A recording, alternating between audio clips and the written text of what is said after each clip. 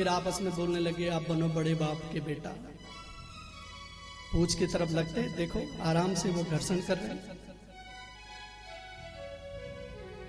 शास्त्र कहते हैं कि बड़े बनने में बड़े नुकसान हैं और छोटे बनने में बड़े फायदे। छोटे बछड़ा पय पिए, बड़े हो तो भूस खाए। छोटा सा बछड़ा होता है ना, वो दूध पीता है और पूरे आंगन में किलकारी मारता है, और वही बछड़ा जब बड़ा होता है तो भूसा खाने को मिलता है और हल चलाने को मिलता है। छोटा सा बच्चा होता है तो माँ उसे गोदी में ले लेती है, वही बच्चा जब बड़ा हो जाता है तो कोई अपनी गोदी में नहीं लेता। एक छोटी सी दूर्वा जो हम पूजा में चढ़ाते हैं ना, दूर्वा, वो दूर्वा को पूजा में चढ़ाने का भी कारण यही, एक कारण ये भी है कि वो दूर्वा अहंकार से शून्य होती है, उसको अहंकार नहीं होता। किसी ने पैर रख दिया तो दब गई, तो चला गया तो फिर उठ गई।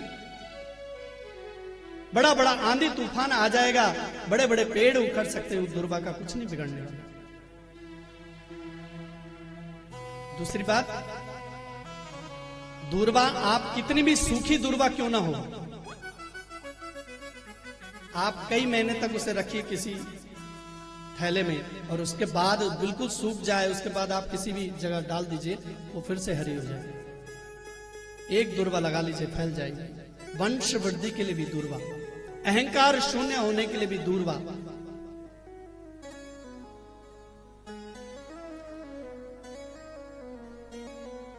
इसलिए छोटे बनने में बड़े फायदे हैं। घर्षण प्रारंभ हो गया, कालकूट विष निकला।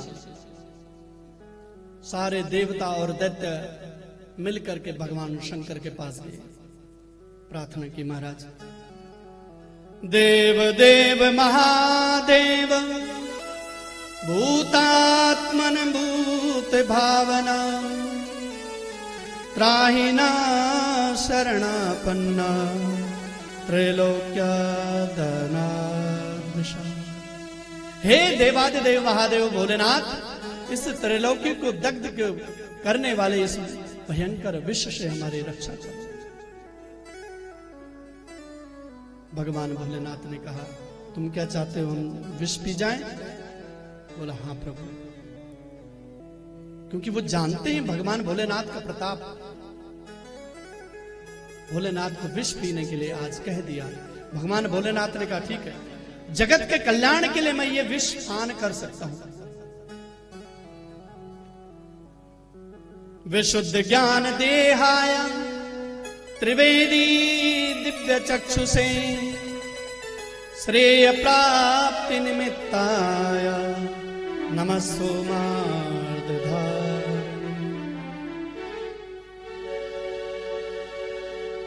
सारे संसार की रक्षा करने के लिए भगवान भोलेनाथ ने विषपान करना प्रारंभ कर दिया।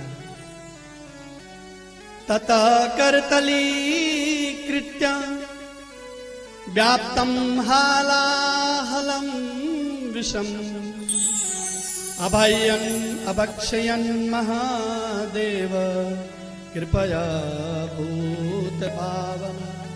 भगवान भोलेनाथ ने अंजलि बांध करके विष पान करना प्रारंभ कर दिया, और जैसे ही विष पान किया, प्रारंभ करना शुरू किया, बाबा को ध्यान आ गया कि मेरे हृदय में तो भगवान का निवास है। अगर मैं अंदर ले लेता हूं तो भगवान को कष्ट होगा, और वमन कर दूं, बाहर कर दूं तो पूरा संसार जल जाएगा। क्या करूं? तो राम नाम का सहारा लिया। रा कह करके मुंह खोला और मां कह करके मुंह का ढक्कन बंद कर दिया, और सारा विष जो अपने कंठ में धारण कर दिया। भगवान शंकर नीलकंठ कहलाए। बोलो नीलकंठ भगवान की जय। कर्पूर गौरम करुणावतारम संसार सारम भुजगेन्द्रहारम सदा वसंतम हृदयारविंदे भवम भवानी सहितं नमामि। संसार की रक्षा करने के लिए भगवान भोलेनाथ ने विष पान कर। ऐसे परम कृपालु परम दयालु भगवान भोलेनाथ ही हो सकते हैं। इसलिए ये देव नहीं है, ये महादेव है। भगवान भोलेनाथ जब अपने विवाह में जा रहे थे तो भगवान भोलेनाथ के जो बाराती थे ना, भूत प्रेत सारे, जिनको कोई अपने घर में भी घुसने नहीं देता, बाबा भोलेनाथ ने उन्हें अपनी बारात में लेके चले। सारे जगत के, क्योंकि हर जगह लोग मरते हैं तो हर जगह लोग भूत बनते हैं, तो जो भूत बने वो बाबा के परिवार के लोग हैं। बाबा ने सबको बुलाया, सारे भूत प्रेत डाकनी साकनी सब तैयार हो गए, चलो भाई बाबा की बारात में जाए। अब दूल्हा आगे चलता है, आगे जो नृत्य करने वाले होते हैं वो भी आगे चलते हैं, लेकिन देवताओं ने कह दिया, भगवान विष्णु ने कहा ये तुम्हारी जो बारात है ना बाबा, इनको पीछे ही रखना, क्योंकि जहां तुम लड़की के लिए जा रहे हो ना ब्याहने के लिए, उन्होंने अगर तुम्हारी बारात देख ली ना तो ब्याह नहीं होगा, इसलिए पीछे अपनी टीम को पीछे रख। बाबा ने कहा ठीक है। भगवान भोलेनाथ कभी किसी का बुरा नहीं माना, उन्होंने कहा ठीक है, जो ही राम सो ही राम। लेकिन अब बारात आगे चल रही है, दूल्हे का मुंह आगे को है और नाचने वाले पीछे को हैं, तो बड़ा कष्ट हुआ बाबा के मन में। बाबा हृदय की बात जान गए कि ये लोग सोच रहे हैं कि हम जो नृत्य कर रहे हैं, दूल्हा हमारा नृत्य नहीं देख पा रहा है।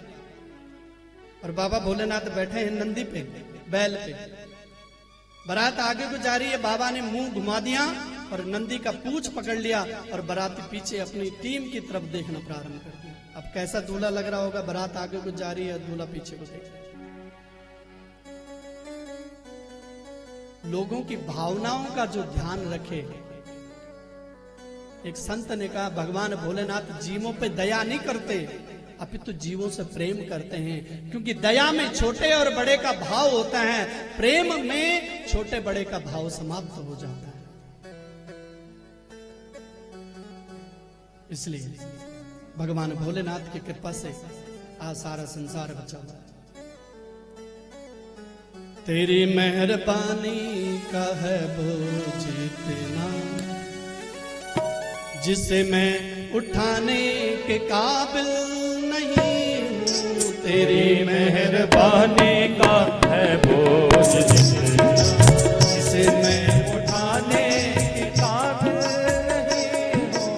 तेरी मेहरबानी का है बोझ इतना, तेरी मेहरबानी का है बोझ इतना, जिसे मैं उठाने के काबिल नहीं हूँ। जिसे मैं उठाने के काबिल नहीं हूँ। आ तो गया हूँ मगर जानता हूँ, आ तो गया हूँ मगर जानता हूँ। तेरे दर पे आने के काबिल नहीं हूँ। आ तो गया हूँ मगर जानता हूँ। तेरे दर पे आने के काबिल नहीं हूँ।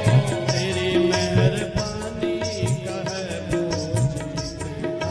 तेरी मेहरबानी का है बोझ इतना।